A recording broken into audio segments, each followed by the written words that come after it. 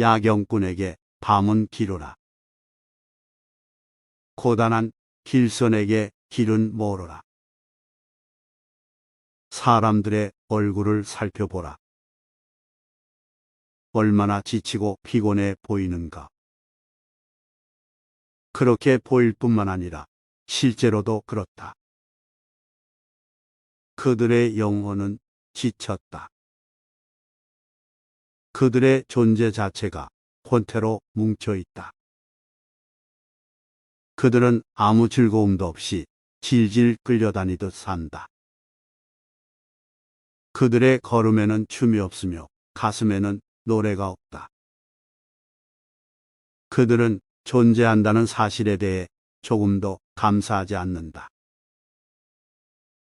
오히려 수많은 불평, 불만이 가득하다. 도스토예프스키의 소설 까라마조프의 형제들에 나오는 등장인물 중에 한 사람은 이렇게 말한다. 신을 만난다면 이 삶을 다시 돌려주고 싶다. 나는 더 이상 살고 싶지 않다. 삶은 너무나 고통스럽다. 생각해 보라. 어느 날엔가 신을 만난다면 그대는 뭐라고 말하겠는가? 안녕하고 인사를 건네기도 힘들 것이다. 그대는 이 세상과 그대를 창조한 그에 대해 분노가 폭발할 것이다. 신이 계속 숨어 지내는 것은 그런 이유 때문이다. 그렇지 않으면 사람들은 신을 죽이려 들 것이다. 사람들은 신을 살려두려고 하지 않을 것이다. 그래서 신은 숨어 지내야 한다. 단지 목숨을 부지하기 위해. 야경꾼에게 밤은 길어라. 고단한 길선에겐 길은 멀어라. 길 잃은 어리석은 사람에게 숱한 생의 방황은 끝이 없구나. 야경꾼에게 밤은 길다. 그는 쉴 수 없기 때문이다. 그것은 투쟁이며 본성에 대항하는 것이다. 밤은 휴식하고 잠자도록 마련된 것이다. 그런데 그는 본성에 대항해 싸운다. 어리석은 자는 야경꾼과 같다. 그는 본성에 맞선다. 그는 흐름을 거슬러 헤엄치기 위해 애쓴다. 당연히 그의 불행은 길어질 수밖에 없다. 불필요할 정도로 길어진다. 그리고 그는 자신의 불행을 수천 배는 더 배가시킨다. 휴식하고 방임하지 못하기 때문이다. 어리석은 마음의 첫 번째 특징은 항상 긴장과 경계를 늦추지 않고 두려움에 떠는 것이다. 휴식하는 사람에게 밤은 그다지 길지 않다. 밤은 순식간에 지나간다. 잠들었다가 깨어보면 벌써 아침이다. 밤이 그토록 빨리 지나갔다고는 믿을 수 없을 정도이다. 더 깊은 휴식을 취할수록 밤은 더 빨리 지나간다. 만일 그대의 휴식이 전체적이라면 시간은 사라진다. 이것을 이해해야 한다. 시간은 심리적인 현상이다. 나는 시계위에 나타나는 합리적인 시간을 말하는 게 아니다. 그대가 행복하고 평화로울 때 시간은 빨리 지나간다.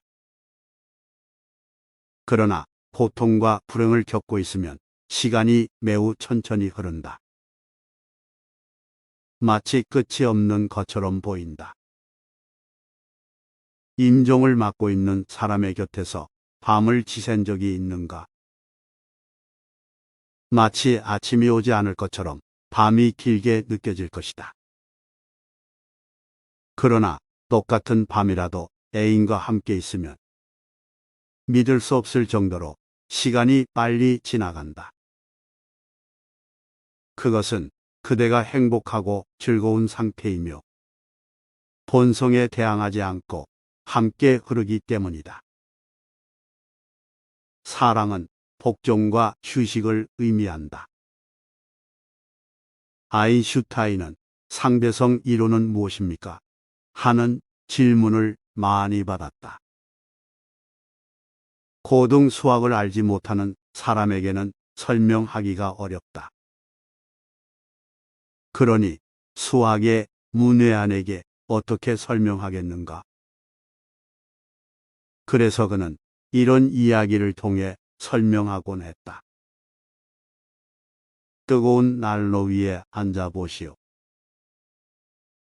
그러면 1초가 영원처럼 느껴질 것이요. 그 다음에는 사랑하는 연인의 손을 잡고 보름달이 뜬 강가에 앉아 보시오. 그때엔 몇 시간이 순간처럼 느껴질 것이요.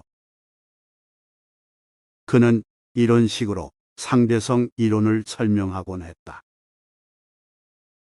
모든 것은 그대의 심리 상태에 달렸다. 시간은 물리적인 현상이 아니라 심리적인 현상이다. 그러므로 깊은 명상 속에서는 시간이 완전히 사라진다. 이것은 새삼스러운 사실이 아니다. 유사일에 많은 신비주의자들이 그런 현상을 알고 있었다. 그들은 진정한 명상이 시작될 때 시간이 멈춘다고 말해왔다. 어떤 사람이 예수에게 물었다. 당신은 신의 왕국에 대해 많은 말을 했습니다. 그곳에는 우리가 전혀 알지 못하는 아주 특별한 것이 있습니까? 신의 왕국에 대해 아주 특별한 특징을 말해 주십시오. 그가 뭐라고 말했는지 아는가? 그는 아주 이상한 대답을 했다. 그곳엔 시간이 존재하지 않을 것이다. 이것이 예수의 대답이었다. 그렇다. 신의 왕국엔 시간이 존재하지 않는다. 왜냐하면 시간은 고통과 불행의 정도에 비례해서 존재하기 때문이다. 만일 모든 고통과 악몽이 사라진다면 시간 또한 사라진다. 시간은 마음의 현상이다. 그러므로 마음이 없으면 시간 또한 없다. 그대도 이런 상대적 현상을 경험한 바 있다. 우리는 여전히 세상의 한복판에 있다. 일단 우리가 세상으로부터 분리되어 우리만의 작은 세상을 갖게 되면 모든 다리를 끊고 나면 시간은 사라지기 시작할 것이다. 나의 노력은 그대에게 무시간성의 맛을 보여주려는 것이다. 일단 그 맛을 보고 나면 세상에 다시 돌아가도 그 맛이 그대와 함께 할 것이다. 가장 중요한 것은 최소한 한 번만이라도 그 맛을 보는 것이다. 그때엔 돌연 다른 세계로 들어서게 된다. 그렇게 이 세상은 시간과 공간으로 구성된다. 그런데 명상 속에서 그대는 시간과 공간으로부터 사라진다. 그대는 자신이 어디에 있는지 모르게 된다. 분명히 그대는 전보다 더 확실하게 존재한다. 그대는 전체적으로 존재한다. 그러나 그대를 제한하는 시간과 공간은 존재하지 않는다. 순수한 존재가 있을 따름이다. 일단 그 상태를 맛보면 모든 어리석음은 자취를 감춘다.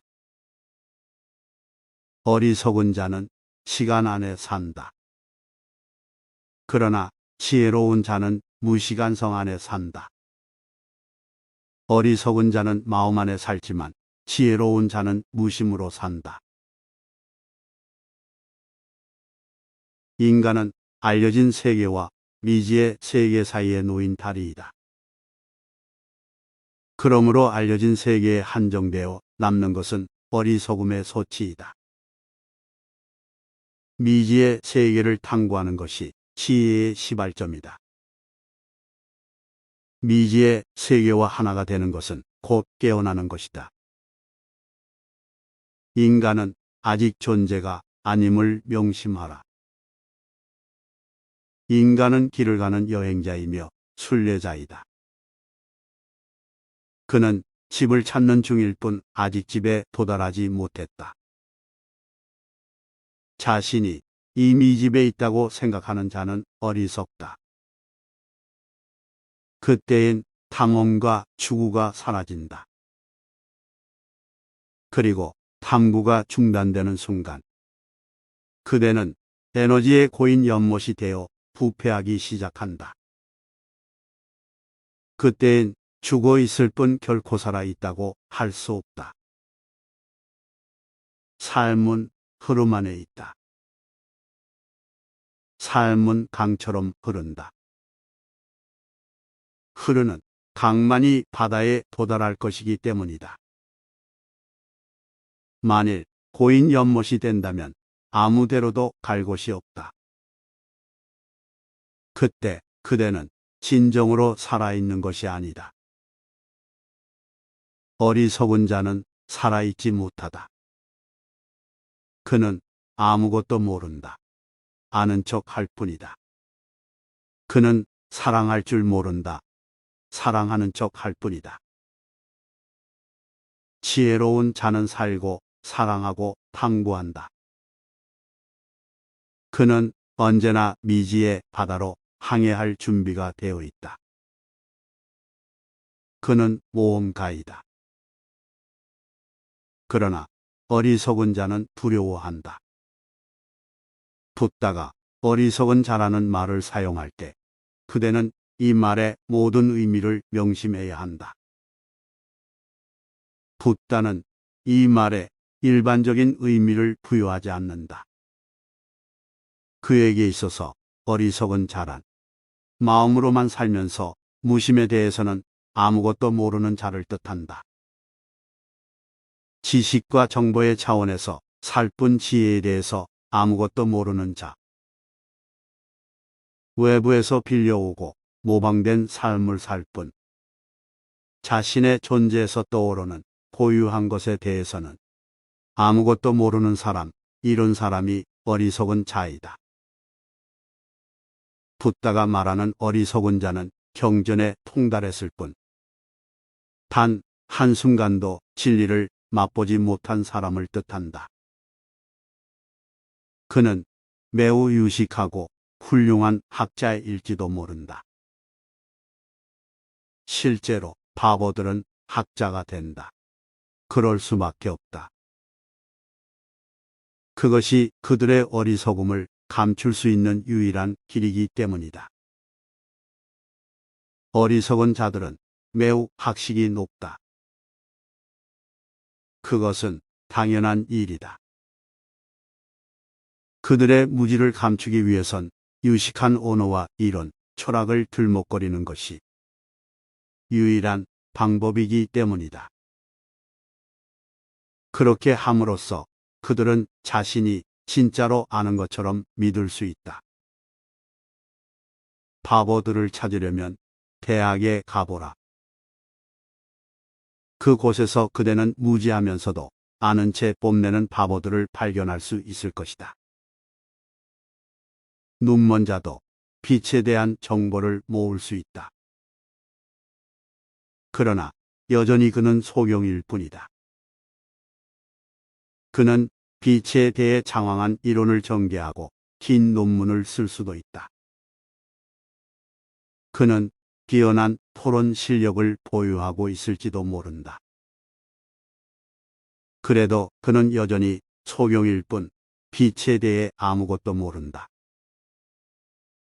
그러나 그가 긁어모은 정보는 타인을 속일 뿐 아니라 그 자신까지 속일 수 있다. 그는 자신이 더 이상 소경이 아니며 진짜로 빛에 대해 안다고 생각하기 시작할지도 모른다.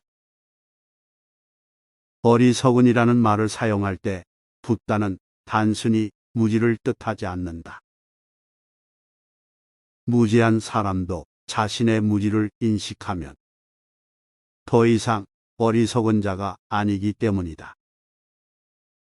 학식 있는 자들의 에고는 잔뜩 부풀어 있다. 그들은 지식을 위해 평생을 바쳐왔다. 그런데 이제 와서 모든 지식이 무의미하고 쓸모없다는 것을 인정하기는 대단히 어려운 일이다. 무식한 사람은 자신의 무지를 인정할 수 있다. 그는 아무것도 이룰 게 없다. 그러나 유식한 자는 자신의 무지를 인정하기가 힘들다. 이룰 게 너무 많기 때문이다. 유식한 사람이야말로 진짜 바보이다. 무식한 사람은 순진하다. 그는 자신이 모른다는 사실을 안다. 그러므로 그는 지혜의 문턱에 와 있는 것이다. 그는 기독교인, 모하메드교인, 힌두교인이 되지 않고 탐구할 것이다. 그가 탐구하는 것은 그것이 삶과 죽음의 문제이기 때문이다. 그의 탐구에는 고유한 아름다움이 있다. 그는 어리석지 않다. 다만 무지할 뿐이다. 진짜 바보는 아무것도 모르면서 안다고 생각하는 자이다. 소크라테스는 아테네에서 이 학식 있는 바보들에게 그들의 유식함이 아무 쓸모도 없으며 그들이야말로 진짜 바보이고 위선자라는 것을 깨우쳐 주려고 노력했다. 당연히 모든 교수와 철학자와 사상가들이 소크라테스에게 반기를 들었다. 그리고 아테네는 학식 있는 바보들로 가득 차 있었다. 그 당시 아테네는 지식의 본거지였다. 오늘날 사람들이 옥스퍼드나 케임브리지로 가기를 원하듯이 그 당시의 지식인들은 아테네로 몰려들었다. 소크라테스는 아주 간단한 듯 하면서도 지식에 익숙한 자들은 대답하기 어려운 질문을 제기함으로써 그들의 지식을 박살내고 있었다.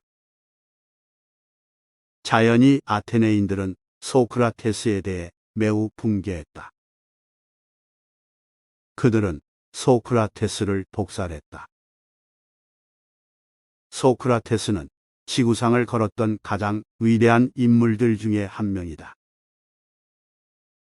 소크라테스는 극소수의 사람들만이 했던 일을 했다. 그는 기본적인 방법론을 사용했다.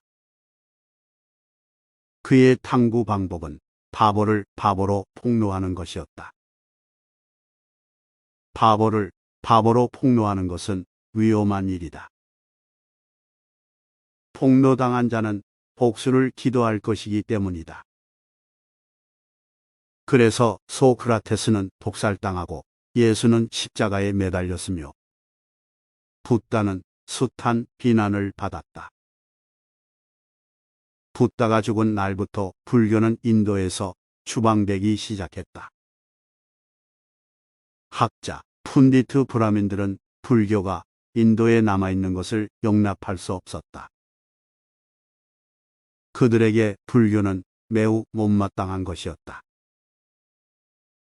불교의 기본적인 공격은 브라민들, 즉 학식 있는 바보들에 대한 것이었다. 당연히 그들은 감정이 상했다.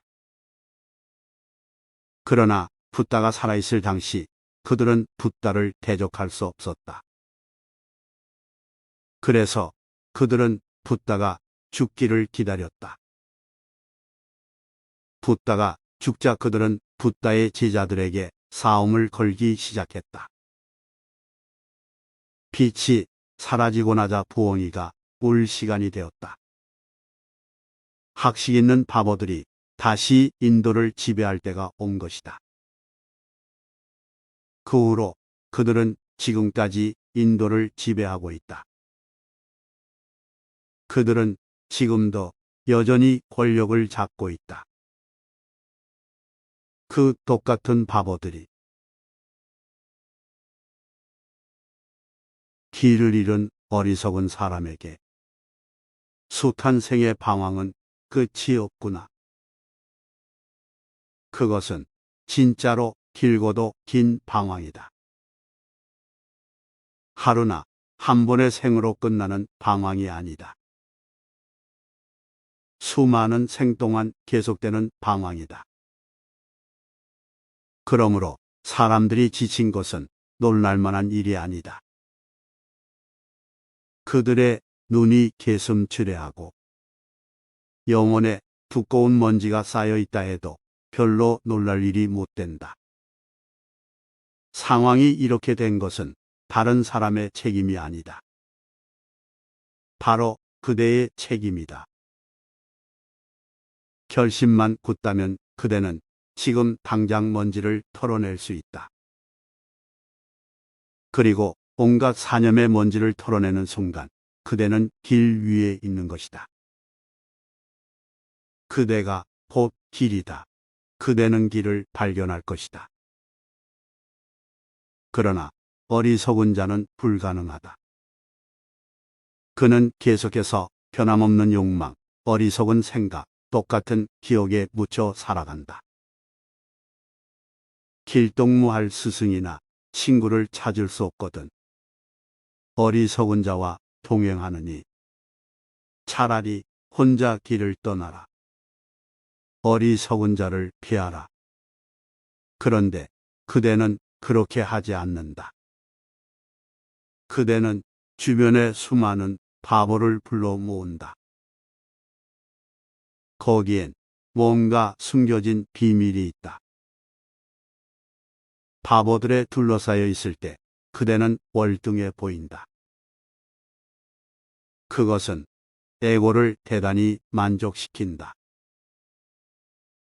그런 까닭에 아무도 탁월한 사람과 함께 살기를 원하지 않는다.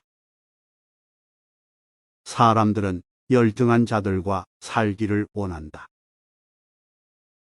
왜냐하면 열등한 자들은 그대에게 우월감을 심어주기 때문이다. 스승과 함께 있으려면 그대가 대단한 인물이라는 생각을 버려야 할 것이다. 그대는 온갖 쓰레기 같은 생각과 에고를 버리고 복종해야 할 것이다. 그대는 스승 안으로 녹아들어야 할 것이다. 그래서 사람들은 스승을 회피한다. 예수를 찾아간 사람이 얼마나 되는가? 손가락으로 셀 만큼 극소수이다. 붓다에게 간 사람이 얼마나 되는가? 아주 극소수이다. 항상 이런 일이 일어났다. 그런데 사람들은 로타리 클럽에 나가는 것을 아주 좋아한다. 바보들에 둘러싸여 있을 때에는 기분이 좋다. 바보들이 늘어서서 저마다 다른 사람보다 우월감을 느낀다.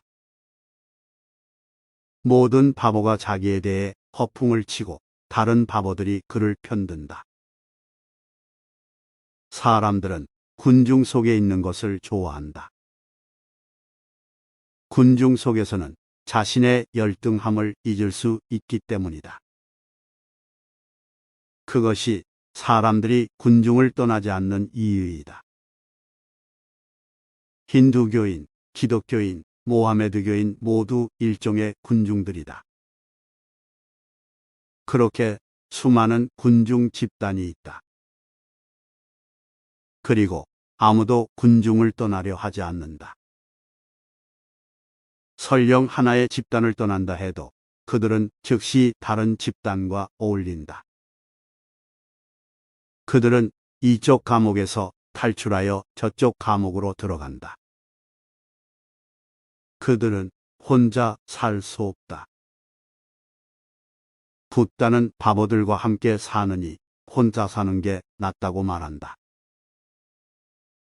만일 스승이나 친구를 발견한다면 그것은 좋은 일이다. 그러나 그들을 발견할 수 없다면 차라리 혼자 사는 게 낫다. 나의 아이여, 나의 재산이여. 어리석은 자는 이렇게 괴로워한다. 그러나 그가 어떻게 아이와 재산을 가질 수 있겠는가? 그는 자기 자신의 주인도 아닌 것을. 어리석은 자는 나의 것이라는 관념에 매여 있다. 나의 국가, 나의 종교, 나의 가족, 나의 재산, 나의 아이들. 이렇게 그는 나의 것에 둘러싸여서 산다. 그러나 그는 홀로 왔으며 홀로 사라질 것이다. 아무도 세상에 무엇인가 가져올 수 없으며 세상으로부터 무엇인가 가져갈 수 없다. 우리는 홀로 왔다가 홀로 간다. 우리는 빈손으로 왔다가 빈손으로 간다. 지혜로운 자는 그것을 안다. 그래서 그는 어느 것에 대해서도 나의 것을 주장하지 않는다. 그는 물건을 사용하지만 소유하지는 않는다. 사용하는 것은 완벽하게 옳다. 세상의 모든 것을 사용하라. 그것들은 그대를 위해 있는 것이다. 세상은 신의 선물이다. 그것을 사용하라. 그러나 소유하지는 말라. 소유자가 되는 순간 그대는 그것을 사용할 수 없다. 오히려 그것이 그대를 사용하기 시작한다. 소유하는 순간 실상 그대는 소유물에 의해 소유당하는 것이다. 그대는 물건의 노예가 된다. 소유라는 관념은 매우 어리석다. 그대가 무엇을 소유할 수 있겠는가? 그대는 그대 자신조차 소유하지 못한다. 그러니 다른 것을 소유할 수 있겠는가? 그대는 자신의 주인조차 아니다. 붓다는 말한다. 나의 아이여, 나의 재산이여. 어리석은 자는 이렇게 괴로워한다. 나의 것이라는 관념으로부터 얼마나 많은 고통이 비롯되었던가. 나의 것이라는 관념은 완전히 허구이다. 근본적으로 허황된 개념이다. 그러나 이 관념은 많은 불행을 낳는다. 그것은 어두운 밤의 밧줄을 보고 뱀으로 생각하는 것과 같다. 그대는 놀라서 비명을 지르고 도망친다. 그대는 심장마비를 일으킬지도 모른다. 그런데 뱀은 없다. 밧줄이 있을 뿐이다.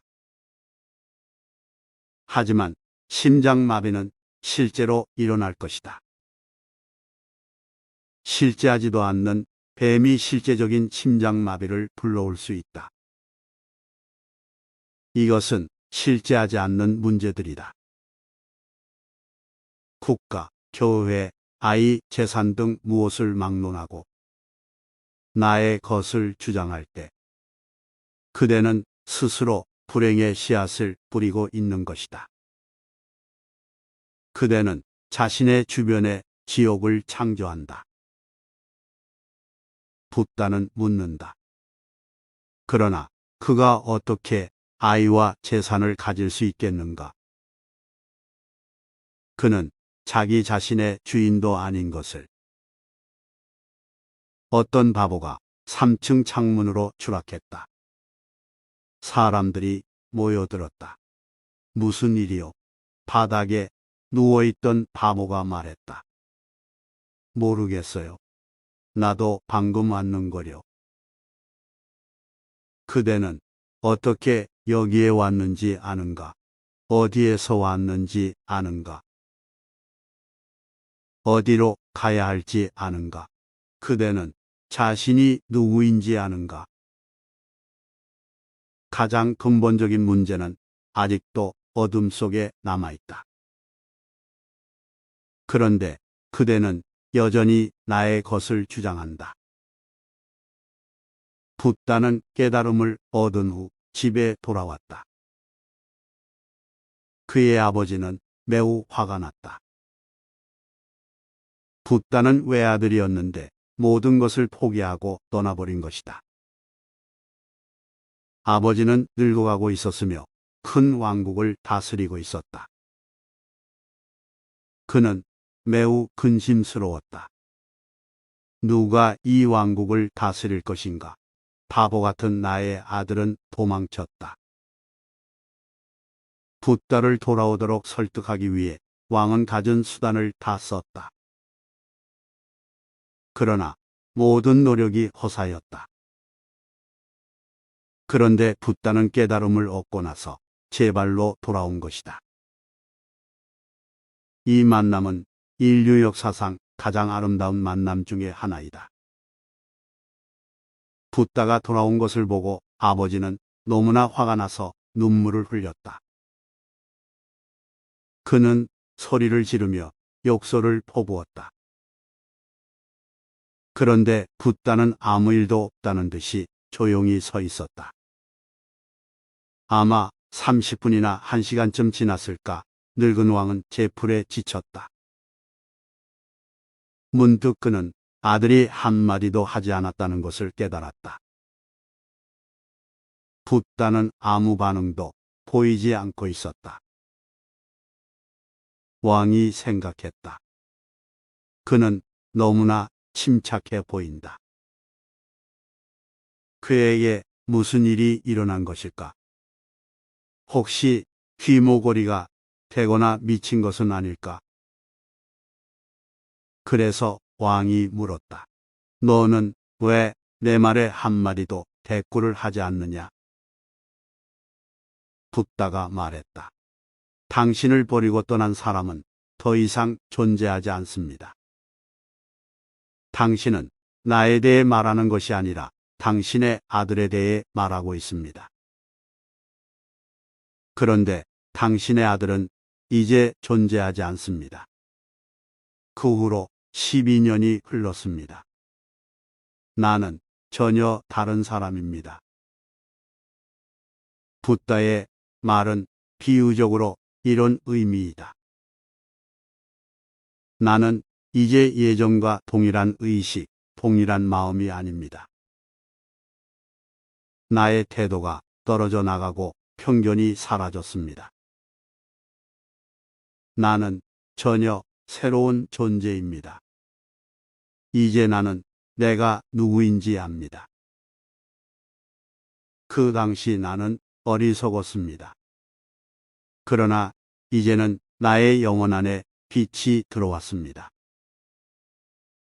그래서 예전에 나는 사라졌다고 말하는 것입니다. 이 말을 듣고 붓다의 아버지는 다시 분노가 치밀었다. 그가 말했다. 예전에 너는 존재하지 않는다는 말이 무슨 뜻이냐?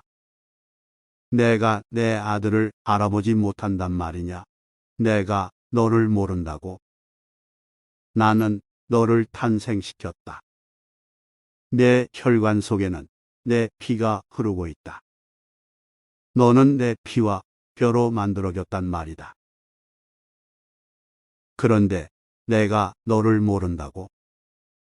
도대체 무슨 꿍꿍이 셈으로 그렇게 말하는 것이냐? 붓다가 말했다. 죄송하지만 다시 말해야겠습니다.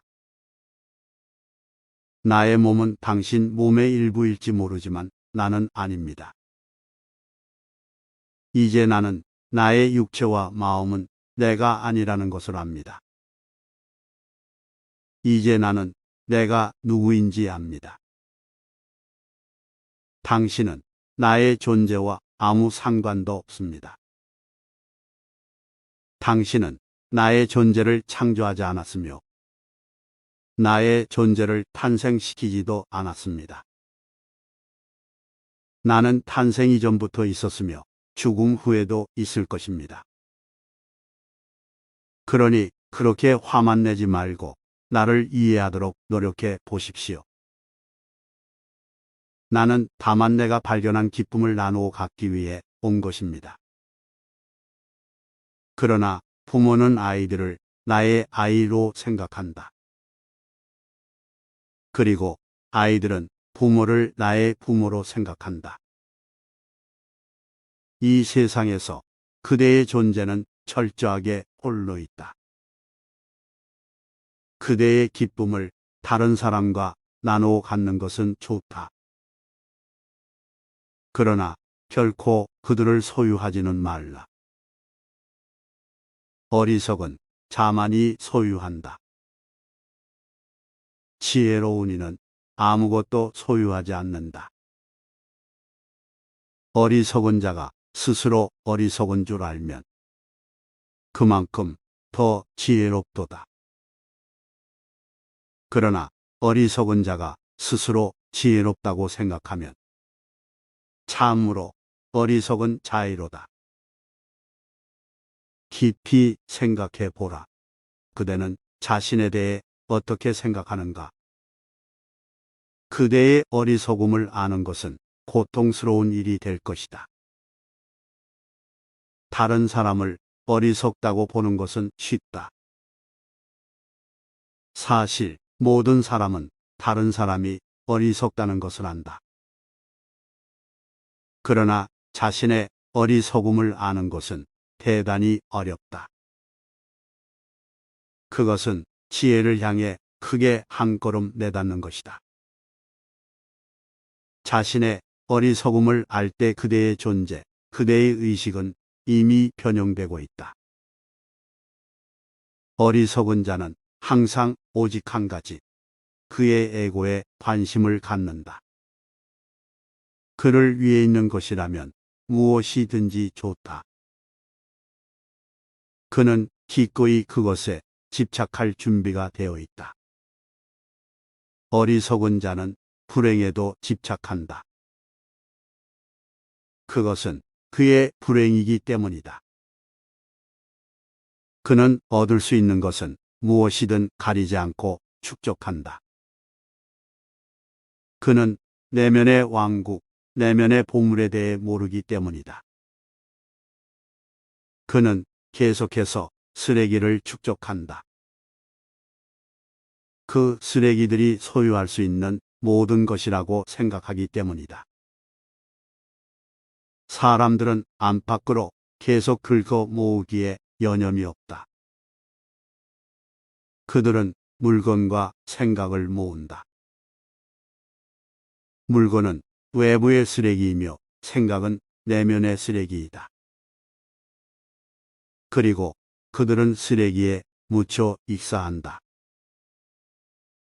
그대가 삶을 갖고 무엇을 하고 있는지,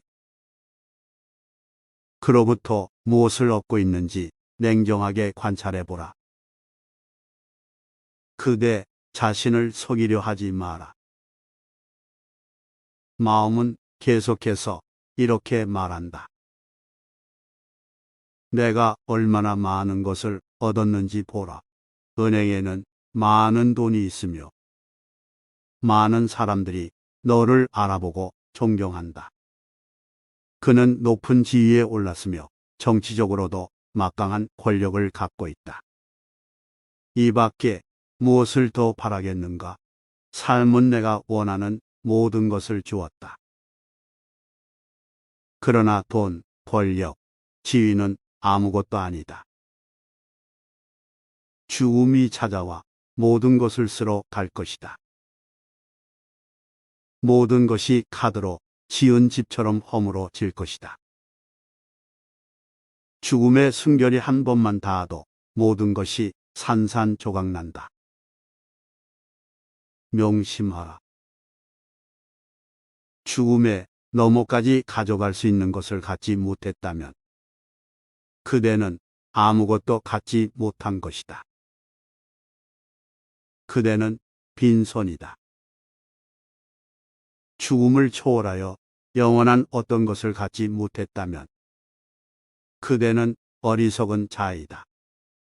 붓다는 명상, 자비, 깨달음이라는 진정한 보물을 획득한 자를 지혜롭다고 부른다. 숟가락이 국맛을 모르듯 어리석은 사람은 스승과 평생을 살아도 길을 잃고 헤맨다. 숟가락은 국맛을 알지 못한다. 숟가락은 죽은 물건이다. 어리석은 자 또한 마찬가지이다. 그는 외견상 살아있는 것처럼 보일 뿐 그의 가슴은 거의 죽어 있다. 그의 가슴은 작동하지 않는다. 그는 오직 머리를 통해 산다. 그런데 머리는 숟가락에 불과하다.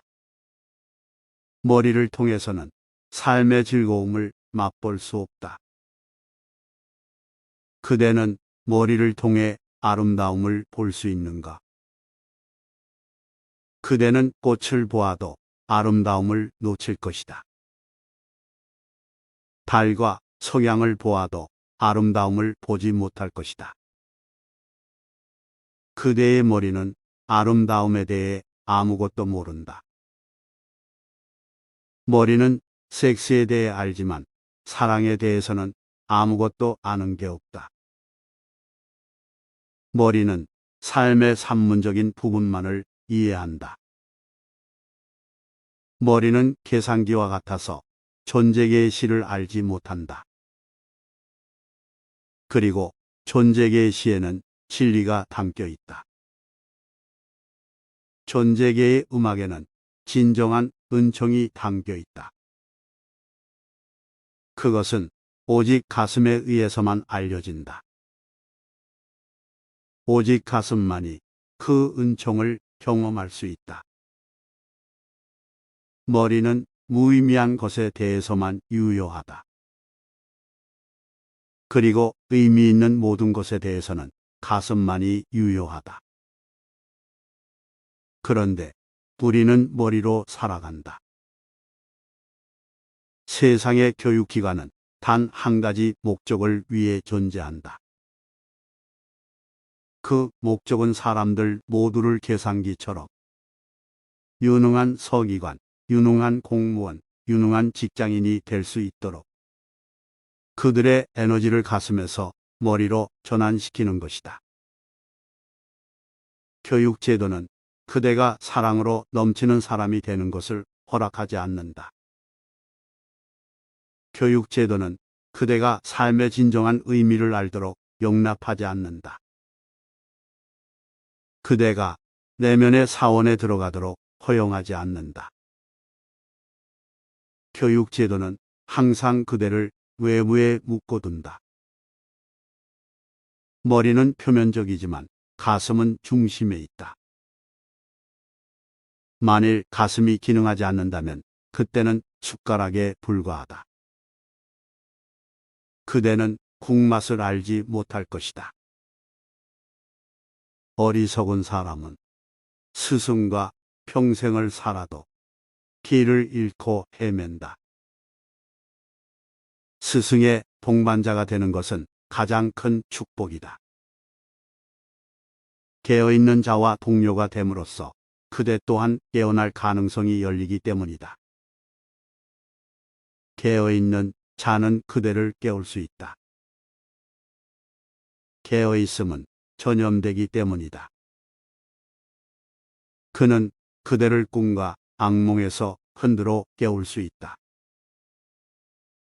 그러나 어리석은 자는 스승과 평생을 함께 살아도 소용없다. 그는 머리를 통해 연결되기 때문이다. 그래서 스승을 놓치는 것이다. 지금 이곳에도 소수의 사람들은 놓치고 있다. 그들이 머리 지향적인 자세를 고집한다면 앞으로도 계속 놓칠 것이다. 이것은 머리로 살기에 적당한 곳이 아니다. 머리를 버려라. 진정한 사냐시는 머리 없이 산다. 그는 가슴으로 살 것이다. 왜냐하면 나는 가슴을 통해서만 그대 안으로 들어갈 수 있기 때문이다. 교류의 가능성은 가슴을 통해서만 일어난다. 그렇지 않으면 그대는 내 말만을 들을 것이고 그 말들을 주어모아 앵무새처럼 반복할 것이다. 그것은 쓸모없는 짓이다. 나를 직접 맛보지 않는 한, 나를 마시지 않는 한 그대는 나와 교류할 수 없다. 혀가 국맛을 알듯이 깨어있는 사람은 스승과 한순간만 함께 있어도 길을 보게 되리라. 숟가락이 되지 말고 혀가 되라. 붓다의 곁에 있을 때에는 숟가락이 되지 말고 혀가 되라. 생생하고 민감하게 살아있어라. 가슴을 열어라. 사랑과 신뢰를 가져라. 혀가 국맛을 알듯이 깨어있는 사람은 스승과 한순간만 함께 있어도 길을 보게 되리라. 단 한순간으로 충분하다. 스승과 오랫동안 있어야만 되는 것이 아니다. 시간은 상관없다. 그것은 스승과 얼마나 오래 살았느냐 하는 문제가 아니다. 문제는 그대가 스승을 얼마나 깊이 사랑하느냐 하는 것이다. 얼마나 강렬하고 정열적으로 스승과 관계를 맺느냐 하는 것이 문제이다. 시간의 길이가 아니라 느낌의 깊이가 문제이다. 그때엔 한순간만 깨어 있어도, 한순간만 침묵해도 위대한 전달이 일어난다. 모든 경전을 초월한 전달이 일어난다. 어리석은 자는 스스로의 적. 그가 저지른 악은 자신의 파멸. 그는 얼마나 스디쓴 고통을 겪는가. 붓다는 어리석은 자는 스스로의 적이라고 말한다. 그가 존재계에 의미 있는 모든 것을 계속 놓치는 것은 그 자신의 탓이기 때문이다. 아무도 길을 막지 않는다. 삶의 시는 누구든지 들을 수 있다. 그런데 어리석은 자는 귀를 막고 있다. 삶은 빛으로 충만하다. 그런데 어리석은 자는 스스로 제 눈을 가린다. 삶은 신성한 즐거움과 아름다운 꽃을 끊임없이 뿌려주지만 그는 완전히 잊고 있다. 그래서 간혹 그의 의지와 상관없이 꽃을 만나도 그는 그것을 믿지 않는다. 나는 속고 있음에 틀림없어 하고 말한다. 그런 일이 거의 매일처럼 일어난다. 사람들은 명상 속에서 이상한 일이 일어났다고 내게 편지를 쓴다. 그들은 아주 행복함을 느끼지만 그것은 사실일 수 없다고 말한다. 나는 불행합니다. 이것은 사실일 수 없습니다. 라고 편지를 쓰는 사람은 아무도 없다. 행복과 기쁨을 느낄 때 그들은 두려워진다. 그들은 그것을 믿을 수 없다. 그들은 의심하기 시작하고 최면술에 걸린 게 틀림없다고 이론화하기 시작한다. 그러니 그들이 어떻게 행복할 수 있겠는가?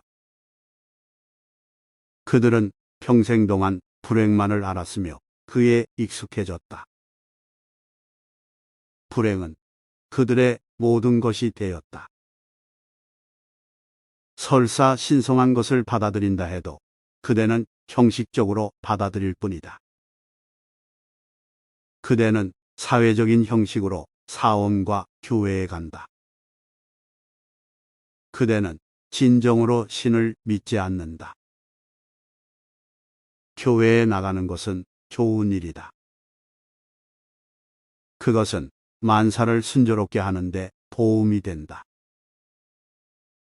그것은 사회생활에 있어서 윤활유 역할을 한다. 만일 그대가 교회나 사원에 나가면 사람들은 그대를 훌륭하고 정직하고 종교적인 사람으로 생각한다. 그리고 사람들이 그렇게 생각한다면 그대는 더 나은 방법으로 그들을 속일 수 있다. 그들은 그대를 믿을 것이다. 그러므로 그들을 속이는 것은 한결 수월해진다. 교회와 사원에 나가는 것은 사회적인 형식이다. 어쩌면 사람들을 속이기 위한 계략일 수도 있다. 어리석은 자는 스스로의 적. 그가 저지른 악은 자신의 파멸. 그는 얼마나 쓰디쓴 고통을 겪는가. 왜 후회할 일을 하는가? 왜 스스로 눈물을 흘리려 하는가?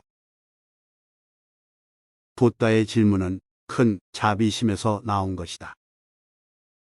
그는 바로 그대에게 말하고 있다. 후회하지 않을 일만 하고 자신을 기쁨으로 가득 채워라. 기쁨과 지복을 가져다 주는 것이면 무엇이든지 진실되다. 이것을 기준으로 삼으라. 지복은 신의 본성이다. 진리는 지복의 다른 이름이다. 거짓 속에 산다면 그대는 불행하게 살 것이다. 만일 그대가 지금 불행하게 살고 있다면 그것은 그대 스스로 거짓 위에 삶의 기초를 세웠기 때문이라는 것을 명심하라. 그 거짓이 무엇인지 찾아라. 그 거짓으로부터 그대 자신을 회수하라. 시간을 낭비하며 연기하지 말라. 즉시 철회하라. 그것은 세상으로 부터의 퇴각이 아니다. 그대가 지금까지 의존해서 살아온 거짓으로부터 퇴각하는 것이다. 산야스는 세상을 포기하는 것이 아니라 그대가 삶의 기초로 삼고 있는 거짓을 포기하는 것이다. 그대가 거짓과의 관계를 끊는 순간 그 거짓들은 죽기 시작한다. 그들은 그대에 의존하기 때문이다. 그들은 그대의 지원이 없으면 살 수 없다. 그대의 협조가 끊기는 순간 모든 거짓은 사라진다. 그리고 모든 거짓이 사라진 후 남은 것이 진리이다. 진리는 그대 내면의 핵심부에 있는 본성이다. 진리는 그 밖에 다른 곳에서 발견되지 않는다. 진리는 그대의 내면에 있다. 그대는 어디로도 갈 필요가 없다. 한 가지 조건만 충족시키기만 하면 진리는 그대의 내면에서 발견된다. 그 조건이란 그대가 막대하게 투자를 한 거짓들을 철회하는 것이다. 거짓과의 관계를 끊어라. 진리가 아닌 모든 것을 포기하라. 불행은 비진리가 나타내는 하나의 징후이다. 행복감이 일어날 때마다 그 느낌을 신뢰하라. 그 방향으로 계속 나아가라. 그러면 그대는 신을 향해 나아가는 것이다. 행복은 신의 향기이다. 행복을 따라간다면 결코 길을 잃지 않을 것이다. 그리고 그대가 본성을 따르며 지복감에 넘치고 휴식한다면 그때의 지혜가 떠오른다. 지혜는 존재의 릴렉스된 상태이다. 지혜는 지식이나 정보가 아니다. 지혜는 그대 내면의 존재가 깨어있고 주의 깊은 상태이며 주시의 빛으로 가득 찬 상태이다. 그대의 내면을 빛으로 가득 채워라. 그것은 그대의 선천적인 권리이다. 만일 그 빛을 놓친다면 그대는 어리석은 자이다. 그대는 이미 여러 생 동안 그 빛을 놓쳐왔다. 이제는 그대 자신을 좀 더 자비롭게 대하라. 각성하라. 깨어나라.